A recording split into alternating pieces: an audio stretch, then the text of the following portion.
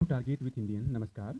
आज के today current affairs या महत्वपूर्ण करंट अफेयर्स को देखते हैं जो आगामी प्रतियोगी परीक्षाओं के दृष्टिकोण से अति महत्वपूर्ण साबित होंगे, जिसमें 14 मई 2023 को उत्तर प्रदेश लोक सेवा आयोग की प्रारंभिक परीक्षा की एग्जाम की होना है, जिसके लिए यह current affairs today current affairs अति महत्वपूर्ण है। साथ ही संघ लोक सेवा आयोग की प्रारंभिक परीक्षा व अन्य प्रतियोगी परीक्षाओं के दृष्टिकोण से भी यह करंट अफेयर्स अति महत्वपूर्ण है। इसमें पहली टॉपिक है या पहला है इसरो की ऊंची छलांग, सबसे बड़े रॉकेट से 36 उपग्रहों को भेजा। इसको विस्तार से देखते हैं। तो इसमें है भारतीय अंतरिक्ष अनुसंधान संगठन इसरो ने रविवार मीन्स 26 मार्च 2023 को सुबह 9 बजे भारत का सबसे बड़ा और भारी LVM-3 रॉकेट श्रीहरिकोटा के सतीश धवन अंतरिक्ष केंद्र से लॉन्च किया। यह रॉकेट अपने साथ ब्रिटेन स्थित network access associated limited one web समूह के 36 उपग्रहों को अंतरिक्ष में ले गया है। इसरो ने इससे पहले वन वेब के 36 उपग्रहों को 23 अक्टूबर 2022 को लॉन्च किया था। नोटेड पॉइंट है कि इससे पहले 36 उपग्रहों को जो इसरो ने है वन वेब के जो 36 उपग्रह हैं उनको 23 अक्टूबर 2022 को लॉन्च किया था। यह होगा फायदा, वन वेब अंतरिक्ष में पृथ्वी की निचली कक्षा में 616 से अधिक उपग्रहों के समूह को पूरा कर लेगी। इससे विश्व में ब्रॉडबैंड सेवाएं और बेहतर होंगी। इसमें देखते हैं LVM-3 रॉकेट के बारे में। तो LVM-3 जो रॉकेट है इसकी जो लंबाई है वह 43.5 मीटर है और इसका जो वजन है यह वजन 5805 किलो वजन लेकर अंतरिक्ष में गया है और 640 टन वजनी 3 चरणों वाला रॉकेट है। यानी इस रॉकेट का जो वजन है वह 640 टन है। और इस रॉकेट में जो चरण है वह 3 चरण इसमें है। पहला चरण जो है तरल व ठोस ईंधन से संचालित 2 स्ट्रैप ऑन मोटर है। दूसरा चरण जो है तरल ईंधन से संचालित होगा और तीसरा चरण जो है क्रायोजेनिक इंजन से संचालित होगा। और यह रविवार सुबह यानी 26 मार्च 2023 को जो है रविवार सुबह 9 बजे श्रीहरिकोटा के सतीश धवन अंतरिक्ष केंद्र से लॉन्च किया गया। तो यह फिगर में दिखाया गया है। इसको और विस्तार से देखते हैं। तो LVM-3 रॉकेट की तकनीक से ही गगनयान भी भरेगा उड़ान। इसमें देखते हैं इसलिए भी इसरो की उपग्रह लॉन्चिंग की सफलता यहाँ पर दिखाया गया है। GSLV-MK3 रॉकेट ले जाएगा गगनयान को। इसको विस्तार से देखते हैं। तो यहाँ पर है भारतीय अंतरिक्ष अनुसंधान संगठन इसरो ने वन वेब समूह के 36 उपग्रहों को पृथ्वी की निचली कक्षाओं में सफलतापूर्वक स्थापित कर कोई सामान्य कामयाबी नहीं हासिल की है, बल्कि इसने देश की महत्वाकांक्षी पहले मानवयुक्त गगनयान मिशन के लिए वैज्ञानिकों के हौसले और बढ़ा दिए हैं। नोटेड पॉइंट है कि जो भारत का महत्वाकांक्षी गगनयान है वह मानवयुक्त मिशन है। दरअसल इसरो ने इस लॉन्च के जरिए जिस विशालकाय LVM-3 रॉकेट का इस्तेमाल किया उसमें जो तकनीक इस्तेमाल की गई वह गगनयान मिशन में भी इस्तेमाल की जानी है। इस रॉकेट में S-200 मोटरों का इस्तेमाल किया गया है। यानी इस रॉकेट में S-200 मोटरों का इस्तेमाल किया गया है जो गगनयान मिशन के लॉन्चर्स के समान है। इसरो के अध्यक्ष, नोटेड पॉइंट है, इसरो के जो वर्तमान अध्यक्ष हैं वह S सोमनाथ ने रविवार 26 मार्च 2023 को सफल मिशन के बाद ये जानकारी दी। इसरो के मिशन कंट्रोल सेंटर में उन्होंने कहा कि इन S-200 मोटरों को जिस प्रकार डिजाइन किया गया वह गगनयान के लिए सटीक है। हमें खुशी है कि इस मिशन में बहुत बढ़िया प्रदर्शन किया। इस रॉकेट में और भी कई सुधार किए गए हैं जिनका लक्ष्य आगे चरणों और प्रणालियों में इसे ज़्यादा से ज़्यादा ह्यूमन रेटेड बनाना है। आगे इसमें है उड़ान के 19 मिनट बाद ही उपग्रह सफलतापूर्वक हुए अलग। श्रीहरिकोटा के सतीश धवन अंतरिक्ष केंद्र में रविवार की सुबह 9 बजे रॉकेट और उपग्रह सिस्टम की जांच की गई और उसके बाद रॉकेट में ईंधन भरा गया।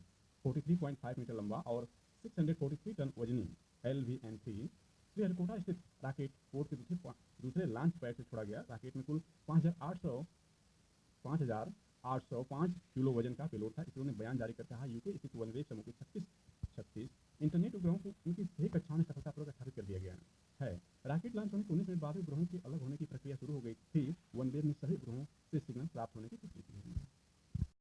इसमें है 2024 के आखिर में मिशन का लक्ष्य गगनयान मिशन में चालक दल के 3 सदस्यों को 3 दिन के लिए पृथ्वी की कक्षा में 400 किलोमीटर दूर ले जाकर और फिर से भारतीय जल क्षेत्र में सुरक्षित उतारने की क्षमता दिखानी है। यह मिशन साल 2024 की आखिरी तिमाही पूरा करने का लक्ष्य है। पीएम के सहयोग से कम समय में मिली सफलता, जिसमें अंतरिक्ष विभाग के सचिव का भी पद संभाल रहे सोमनाथ ने कहा, S सोमनाथ जो अध्यक्ष हैं और सचिव का भी पद संभाल रहे हैं, उन्होंने कहा कि मैं पीएम नरेंद्र मोदी यानी प्रधानमंत्री नरेंद्र मोदी और केंद्र सरकार को धन्यवाद देना चाहता हूं जिनके सहयोग के कारण बेहद कम समय के नोटिस 72 दिन पर हमने इस वाणिज्यिक उड़ान को अंजाम दिया। यानी ये जो उड़ान थी यह वाणिज्यिक या कमर्शियल उड़ान थी इसरो की। नेक्स्ट है अप्रैल में PSLV का प्रक्षेपण। इसरो की भविष्य योजनाओं के बारे में सोमनाथ ने कहा अप्रैल में एक पोलर सैटेलाइट लॉन्च की तैयारी, यह भी इसरो का वाणिज्यिक या कमर्शियल मिशन है। उन्होंने कहा सतीश धवन अंतरिक्ष केंद्र श्रीहरिकोटा अगले मिशन के लिए भी बेहद व्यस्त रहने वाला है। अगला है अमेरिका जापान समेत 6 कंपनियों की हिस्सेदारी। इसको विस्तार से देखते हैं। तो वन वेब के लिए न्यू स्पेस इंडिया लिमिटेड का दूसरा मिशन था। Network axis associated limited Britain के वन वेब समूह की संचार कंपनी है। इसमें ब्रिटिश सरकार, भारत की भारतीय इंटरप्राइजेज, फ्रांस की यूटेलसैट, जापान के सॉफ्ट बैंक, अमेरिका के यूजस नेटवर्क्स और दक्षिण कोरियाई डिफेंस कंपनी हनवाहा की हिस्सेदारी है। यह उपग्रह आधारित सेवा मुहैया कराने वाली संचार कंपनी, इसका मुख्यालय लंदन में है। नोटेड पॉइंट है, इसका मुख्यालय जो है लंदन में है। अगली महत्वपूर्ण खबर देखते हैं तो इसमें निकहत निकहत फिर विश्व चैंपियन लवलीना ने भी जीता सोना। देश की बेटियों ने विश्व महिला मुक्केबाजी में जीते 4 स्वर्ण पदक। इसको विस्तार से देखते हैं तो इसमें है भारत की बेटियों ने विश्व महिला मुक्केबाजी, जो भारत में ही आयोजित हो रहा है, यानी विश्व महिला मुक्केबाजी भारत में ही आयोजित की जा रही है, तो भारत की बेटियों ने विश्व महिला मुक्केबाजी में चार स्वर्ण पदक जीतकर सफलता का नया अध्याय लिख दिया है। तेलंगाना की निकहत जरीन 52 किलोग्राम में और असम की लवलीना बोरगोहेन 75 किलोग्राम में रविवार यानी 26 मार्च 2023 को 2 स्वर्ण पदक दिलाए।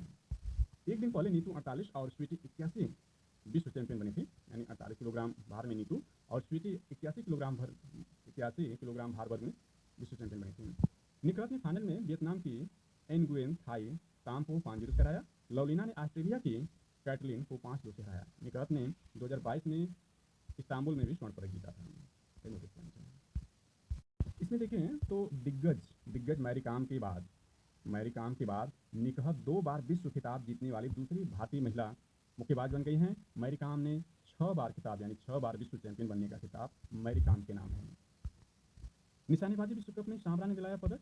इसमें है भोपाल में निशानेबाजी के पिस्टल राइफल विश्व कप में भारत की सिफ्ट और सांबरा ने 50 मीटर राइफल की पोजीशन में देश को 5 पदक दिलाए। अगली महत्वपूर्ण खबर खेल से संबंधित है। इसमें है स्विस ओपन बैडमिंटन में भी जलवा, पहली बार भारतीय जोड़ी ने अपने नाम किया खिताब। इसमें है भारत के सात्विक और चिराग शेट्टी की जोड़ी ने स्विस ओपन बैडमिंटन के फाइनल मैच जीत लिया है।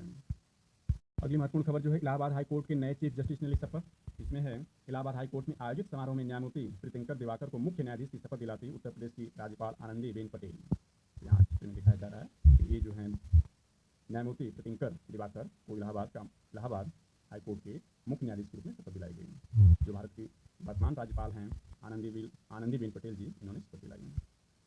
अगली महत्वपूर्ण खबर देखें तो इसमें प्रधानमंत्री मोदी ने रविवार यानी 26 मार्च 2023 को अपने मासिक रेडियो कार्यक्रम मन की बात, जिसका 99वां संस्करण था, में कहा कि सरकार ने अंगदान के लिए 65 वर्ष से कम आयु की उम्र सीमा को खत्म करने का फैसला किया है। और उन्होंने बताया कि प्रधानमंत्री मोदी ने कहा कि जब एक व्यक्ति की मृत्यु के बाद अपना शरीर दान करता है तो उसे 8 से 9 लोगों को एक नया जीवन मिलने की संभावना बनती है। और उन्होंने अंडर 19 महिला क्रिकेटरों का भी जिक्र किया, जिसमें मोदी ने कहा कि इस वर्ष की शुरुआत में ही भारत की अंडर 19 महिला क्रिकेट टीम ने T20 विश्व कप जीतकर नया इतिहास रचा। वहीं नागालैंड में 75 वर्षों में पहली बार, नोटेड पॉइंट है कि नागालैंड में 75 वर्षों में पहली बार 2 महिला विधायक जीतकर विधानसभा पहुंची। इनमें से एक को नागालैंड सरकार में मंत्री बनाया गया है। उन्होंने तुर्कियों भूकंप में मदद करने गई जाबाज बेटियों की भी तारीफ की। इसके बाद उन्होंने कहा बेटियां तीनों सेनाओं में शौर्य का परचम लहरा रही हैं। इसमें उन्होंने कहा यानी पीएम मोदी ने कहा कि देश की बेटियां हमारी तीनों सेनाओं में अपने शौर्य का झंडा बुलंद कर रही हैं। Group captain Shalija Dhami, noted point है, वेरी इंपॉर्टेंट है, ग्रुप कैप्टन शालिजा धामी लड़ाकू यूनिट में कमांड अपॉइंटमेंट पाने वाली पहली महिला वायुसेना अधिकारी बनी हैं। उनके पास करीब 3000 घंटे का उड़ान का अनुभव है। इसी तरह भारतीय सेना की जाबाज कैप्टन, ये भी नोटेड पॉइंट है कि भारतीय सेना की जाबाज कैप्टन शिवा चौहान सियाचिन में तैनात होने वाली पहली महिला अधिकारी बनी हैं। ऐसी सभी महिलाएं, हमारी बेटियां आज भारत के सपनों को ऊर्जा दे रही हैं। नारी शक्ति की ये ऊर्जा ही विकसित भारत की प्राणवायु है। अगली महत्वपूर्ण खबर को देखते हैं तो इसमें है गेंदबाजों के दम पर मुंबई बनी महिला प्रीमियम लीग की चैंपियन। इसने फाइनल में दिल्ली कैपिटल्स को 3 गेंद शेष रहते 7 विकेट से हराया। हैली और वांग ने लिए 3-3 विकेट। इसको विस्तार से देखते हैं तो इसमें 60 रन की नाबाद पारी खेली ब्रंट ने 55 गेंदों पर, जिसमें 7 चौके शामिल हैं। सर्वाधिक रन यानी ऑरेंज कैप जो मिला वह मेंग लैनिंग को मिला, जो दिल्ली कैपिटल की हैं। इन्होंने बनाया 345 रन 9 मैचों में। सर्वाधिक विकेट लिए जिनके लिए पर्पल कैप मिला है वह है हाइली मैथ्यूज मुंबई इंडियंस की। इन्होंने 16 विकेट लिए 10 मैचों में। इसको और विस्तार से देखते हैं तो इसमें है यानी फाइनल की श्रेष्ठ खिलाड़ी घोषित की गई ब्रेंट ने टूर्नामेंट में तीसरा अर्धशतक लगाया। इसको देखते हैं हाइली मैथ्यूज 5 रन देकर 3 विकेट और वोंग 42 रन देकर 3 विकेट गेंदबाजी के बाद सिल्वर ब्रंट की नाबाद 60 रन की पारी से मुंबई इंडियंस ने रविवार यानी 26 मार्च 2023 को यहाँ पहली, नोटेड पॉइंट है कि पहली महिला प्रीमियम लीग का खिताब जीत लिया। फाइनल में मुंबई ने दिल्ली कैपिटल्स को 3 गेंद शेष रहते 7 विकेट से हरा दिया।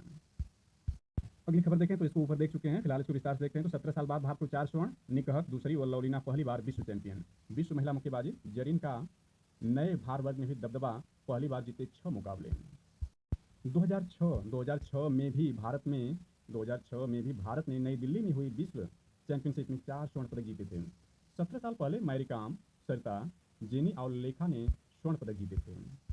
इसको और विस्तार से देखें तो भारतीय महिला मुक्केबाजों ने रविवार को केडी जाधव स्टेडियम में इतिहास रच दिया। निखत जरीन ने जहां लगातार दूसरी बार विश्व चैंपियन बनने का गौरव हासिल किया, तो टोक्यो ओलंपिक की पदक विजेता लवलीना पहली बार विश्व विजेता बनी। भारत ने इससे पहले 2006 में दिल्ली में ही 4 स्वर्ण पदक जीते थे, लेकिन तब महिला मुक्केबाजी ओलंपिक खेल में नहीं था। महिला मुक्केबाजी को 2012 के लंदन ओलंपिक में शामिल किया गया। तब से पहली बार भारत ने विश्व चैंपियनशिप में 4 स्वर्ण पदक जीते हैं। अगली महत्वपूर्ण खबर जो है बैडमिंटन संबंधित है। इसको ऊपर देख चुके हैं, फिर भी देखते हैं। चीन की दीवार गिराकर सात्विक चिराग ने जीता स्विस ओपन। इसमें है भारत की सात्विक साईराज रैकी रेड्डी और चिराग शेट्टी की जोड़ी ने अपना प्रभावशाली प्रदर्शन जारी रखते हुए रविवार को यहां स्विस ओपन सुपर 300 टूर्नामेंट का पुरुष युगल का खिताब अपने नाम कर लिया। भारतीय जोड़ी ने फाइनल में चीन की ही रेन जियांग यू और टेन किवांग की जोड़ी को पराजित किया। अगली महत्वपूर्ण खबर निशानेबाजी संबंधित है। इसमें है सामरा की मदद से भारत की झोली में 7वां पदक। विश्व कप निशानेबाजी पिछले साल भी जीता था कांच से, प्रभावित नहीं कर सकी अंजुम। इसको देखते हैं, ये भी भारत में आयोजित हो रहा है। भारत की युवा निशानेबाज सिप्स और सामरा ने विश्व कप में लगातार दूसरे साल दूसरा पदक अपने नाम किया, जबकि विश्व चैंपियनशिप की रजत पदक विजेता अंजुम मौदगिल टूर्नामेंट में प्रभावित नहीं कर सकी। सामरा ने रविवार यानी 26 मार्च 2023 को ISF राइफल पिस्टल विश्व कप के 50 मीटर राइफल थ्री पोजीशन में कांस्य पदक हासिल किया। पिछले साल उन्होंने दक्षिण कोरिया के चांगवोंग में विश्व कप में 50 मीटर राइफल थ्री पोजीशन महिला टीम स्पर्धा में कांस्य पदक जीता था। अगली महत्वपूर्ण खबर देखें। टी20 अंतर्राष्ट्रीय मैच में दक्षिण अफ्रीका ने हासिल किया सबसे बड़ा लक्ष्य। 259 रन बनाकर वेस्टइंडीज को दूसरे मैच में 6 विकेट से हराया। यानी सबसे बड़ा लक्ष्य जो टी20 में हासिल किया वो दक्षिण अफ्रीका ने किया है। और नोटेड पॉइंट है कि दक्षिण अफ्रीका ने वनडे में भी यानी ODI में भी ऑस्ट्रेलिया के विरुद्ध सबसे बड़ा जो रन का पीछा करके जीत हासिल की है। यानी दोनों रिकॉर्ड ही दक्षिण अफ्रीका के पास हैं। तो विस्तार से देखें तो इसमें दक्षिण अफ्रीका ने रविवार यानी 26 मार्च 2023 को रिकॉर्ड बनाते हुए टी20 अंतर्राष्ट्रीय क्रिकेट में सबसे बड़ा लक्ष्य हासिल किया है। वेस्टइंडीज ने दक्षिण अफ्रीका को 259 रन का लक्ष्य दिया था, जिसे दक्षिण अफ्रीका ने 4 विकेट खोकर हासिल कर लिया। अगली जो है सबसे महत्वपूर्ण खबर को देखते हैं, या वेरी वेरी इंपॉर्टेंट खबर या जानकारी को देखते हैं। तो इसमें है सिविल सेवा की 15 महीने चलने वाली चयन प्रक्रिया की छूटी जाए। यानी सिविल सेवा की 15 महीने यानी 1.5 साल की जो चलने वाली चयन प्रक्रिया उसको छोटी की जाए। ये कहना है एक समिति का, सिविल सेवा की 15 महीने चलने वाली चयन प्रक्रिया की जाए छोटी। संसदीय समिति ने UPSC यानी संघ लोक सेवा आयोग से कहा, छात्रों की महत्वपूर्ण वर्ष होते हैं बर्बाद, मानसिक स्थिति होती है प्रभावित। यह संसदीय समिति का कहना है कि सिविल सेवा के जो 15 महीने की जो चलने वाली प्रक्रिया उसको छोटी की जाए, चयन प्रक्रिया को छोटी की जाए। इसको विस्तार से देखते हैं इसमें क्या कहा है समिति ने। और यहाँ पर है 32.39 लाख आवेदन, परीक्षा सिर्फ 16.82 लाख ने दी। इसको विस्तार से देखते हैं तो इसमें क्या है। एक संसदीय समिति ने कहा है कि लोक सेवा आयोग की करीब 15 महीने लंबी भर्ती प्रक्रिया उम्मीदवारों के शारीरिक, नोटेड पॉइंट है कि उम्मीदवारों के शारीरिक मानसिक स्वास्थ्य को काफी प्रभावित करती है। इससे उनके महत्वपूर्ण वर्ष, ये भी नोटेड पॉइंट है कि उनके महत्वपूर्ण वर्ष बर्बाद होते हैं। समिति ने UPSC यानी संघ लोक सेवा आयोग से सिविल सेवा परीक्षा की चयन प्रक्रिया के चक्र को कम करने को कहा है।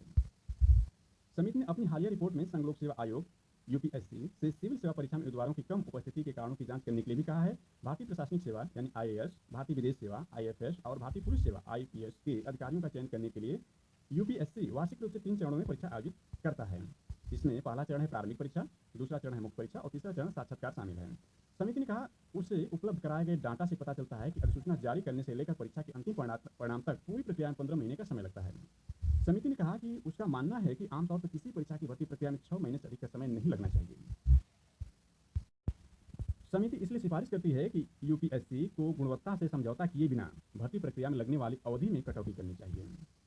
इसको देखते हैं इसमें और क्या कहा समिति ने। आवेदन करने के बावजूद, यानी हमने देखा यहाँ पर 32.39 लाख आवेदन, परीक्षा सिर्फ 16.82 लाख ने दी। इसको देखते हैं तो आवेदन करने के बावजूद परीक्षा में शामिल होने वाले अभ्यर्थियों की संख्या में कमी पर समिति ने कहा कि वर्ष 2022-23 में UPSC की परीक्षाओं के लिए करीब 32.39 लाख आवेदन किए गए, जबकि इनमें से केवल 16.82 लाख यानी 51.95% ही वास्तव में परीक्षा में शामिल हुए। समिति ने कहा कि वर्ष 2022 में आयोजित सिविल सेवा परीक्षा के लिए 11.35 लाख अभ्यर्थियों ने आवेदन किया था, लेकिन उनमें से केवल 5.73 लाख यानी 50.51% ने परीक्षा दी। UPSC को परीक्षा देने वाले अभ्यर्थियों की संख्या में कमी कारणों की जांच करनी चाहिए। अगला इसमें समिति का सुझाव है कि प्रारंभिक परीक्षा के तुरंत बाद उत्तर कुंजी की जाएगी। समिति ने कहा कि UPSC सिविल सेवा की परीक्षा प्रक्रिया पूर्ण होने के बाद ही प्रारंभिक परीक्षा की उत्तर कुंजी जारी करती है। इसे दूसरे शब्दों में कहें तो अभ्यर्थियों को अगले चरण की परीक्षा से पूर्व ही उत्तर को चुनौती देने के अवसर से वंचित करती है। इसलिए समिति सिफारिश करती है कि प्रारंभिक परीक्षा के तुरंत बाद उत्तर कुंजी जारी की जाए, ताकि अभ्यर्थियों को आपत्ति दर्ज कराने का मौका मिले। नेक्स्ट है इसमें समिति का कहना है समान अवसर की जांच के लिए समिति गठित हो। समिति ने विशेषज्ञ समिति गठित करने की सिफारिश की है, जो ये पता लगाएगी कि मौजूदा भर्ती प्रक्रिया में क्या अंग्रेजी माध्यम से पढ़ाई करने वाले शहरी उम्मीदवारों और गैर अंग्रेजी माध्यम से पढ़ाई करने वाले ग्रामीण उम्मीदवारों को समान अवसर मिल रहा है या नहीं, इसकी भी जांच की जाए। कुल मिलाकर संसदीय समिति का यह जो रिपोर्ट है यह बहुत ही उल्लेखनीय है या प्रासंगिक है, और इसे छात्रों के हित में लागू किया जाना चाहिए, यानी सिविल सेवा की जो परीक्षा 15 महीने की चलने वाली जो चयन प्रक्रिया है इसको छोटी किया जाना ही वास्तविक सही है। और लगभग जो 6 महीने का जिसने सिफारिश की है समिति ने, ये भी सही है। और जो आपका है, यानी इसने जितने मुद्दे उठाए हैं वो सभी छात्र हित में या युवाओं के दृष्टिकोण से अति प्रासंगिक हैं और सही भी हैं। इसमें जो आपका है आंसर के जारी करना प्रारंभिक परीक्षा के बाद ही सही है। समान अवसर की जांच की जाए, ये भी सही है।